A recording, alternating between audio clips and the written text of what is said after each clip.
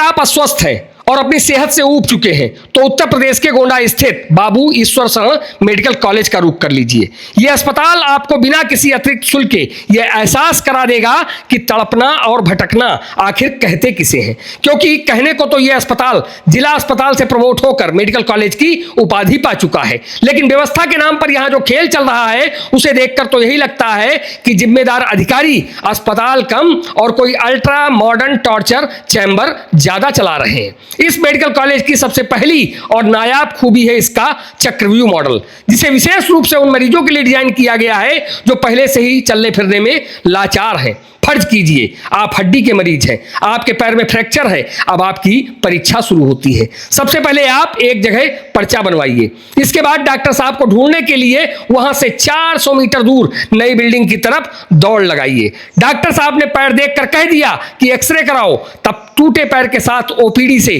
600 metre दूर क्षेत्रीय निदान केंद्र की यात्रा पर निकलिए। वहां जैसे तैसे एक्सरे हो जाए और डॉक्टर कहे कि मरीज को भर्ती करना पड़ेगा तो फिर से वापस लौटकर नई बिल्डिंग के सेकेंड फ्लोर आइए। यानी पर्चा कहीं और, डॉक्टर कहीं और, जांच कहीं और भर्ती कहीं और। ऐसा सटीक फिटनेस प्रोग्राम शायद ही देश के किसी और अस्पताल में मरीजों के लिए मुफ्त चलाया जा रहा हो। अब बात करते हैं उस क्षेत्रीय निदान केंद्र की जिसका नाम सुनकर लगता है कि यहां मरीजों के सारे दुखों का निदान हो जाता होगा। इस केंद्र में अल्ट्रासाउंड का कमरा हमेशा इसलिए बंद रहता है क्योंकि वहां ताला तो है पर चाबी जिसके पास होनी चाहिए यानी डॉक्टर साहब वो नदारद है।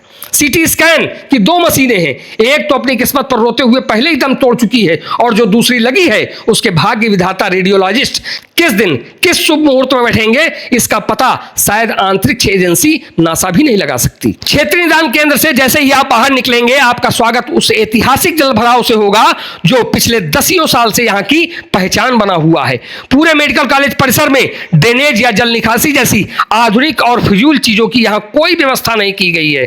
पुराने जमाने में अस्पताल के भीतर एक तालाब हुआ करता था जहां पूरे परिसर का पानी जमा होता था, लेकिन हमारे दूरदर्शी जिम्मेदारों ने उस तालाब को पाट कर वहां नर्सेज हॉस्टल तान दिया। नतीजा यह है कि अब हल्का सा सावन क्या आता है पूरा परिसर समंदर बन जाता है। गंदा बदबूदार पानी कोविड अस्पताल को चारों तरफ से घेर कर रखता है। इस पानी में पलने वाले शाही मच्छर केवल मरीज और तीमारदारों का ही खून नहीं चूसते बल्कि परिसर में रहने वाले अस्पताल कर्मियों को भी बीमारी का मुफ्त वीआईपी पास बांट देते हैं। देख रेख के इस घोर अभाव में कोविड अस्पताल की नई नवेली बिल्डिंग इतनी जल्दी जर्जर हो चुकी है कि उसे देखकर किसी भी संवेदनशील इंसान की रूह कांप जाए, बशर्ते वो इंसान इस अस्पताल का जिम्मेदार ना हो। इस विशाल साम्राज्य में अगर किसी प्यासे को पानी पीना हो, चाहे वो नई बिल्डिंग में हो या फिर कोविड अस्पताल में, उसे वहां से मैराथन दौड़ लगाकर सीधे पर्चा काउंटर के बगल भागना होता है। वही एकमात्र ऐसा कोना है जहां पानी के लिए हमेशा कुंभ जैसी भीड़ लगी रहती है। अस्पताल की छतों पर रखी पानी की टंकियां साल 6 महीनों में कभी साफ होती भी हैं, उनमें ब्लीचिंग पाउडर जैसी कोई चीज डाली भी जाती है, ये भगवान भरोसे है। लाखों रुपए के बजट को डकार चुकी अपशिष्ट कूड़ा प्रबंधन की व्यवस्था का आलम यह है कि अस्पताल में घूमते हुए आपको जहां तहां कूड़े के पहाड़ इस बात की गवाही देते मिल जाएंगे कि यहां स्वच्छता सिर्फ कागजों पर ही सांस ले रही है। रोजाना 2000 से ज्यादा की ओपीडी और सैकड़ों मरीजों की भर्ती करने वाले इस संस्थान की इस दुर्दशा के पीछे एक बेहद महान कारण है। जब तक यह जिला अस्पताल था तब सीएमएस अकेले मुखिया होते थे और मरीजों के हित में फैसले लेते थे।